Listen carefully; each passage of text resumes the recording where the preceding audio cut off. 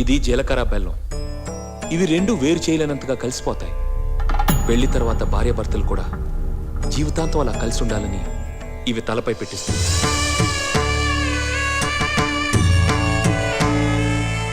ఇది మంగళసూత్రం. మంగళం అంటే పవిత్రత, సూత్రం అంటే తాడు. ఇది మెడలో పడగానే పెళ్లి అగ్ని కంటే పవిత్రం అవుతుంది.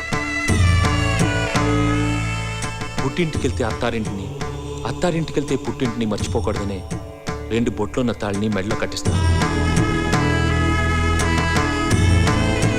తలంబ్రాలంటే తలపై నుండి రాలిపడేవి. ఆ ఇంట్లో సిరి సంపదలు కూడా అలా వచ్చి పడాలనే తలంబ్రాలు పోయిస్తాను. 7 అడుగుల్లో ప్రతి అడుగుకి ఒక అర్థం ఉంది.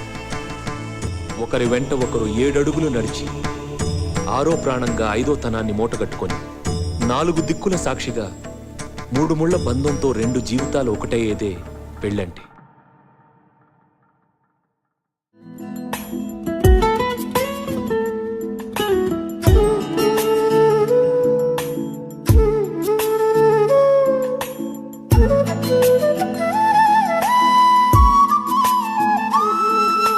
చందమామే సొంతమైన పరవశంలో నేనున్నా, వానవిల్లే అందుతున్నా అతిశయంలో నేనున్నా.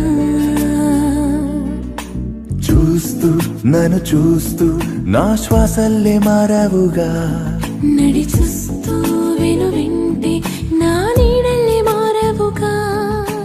తెలుపని జగతికి చేర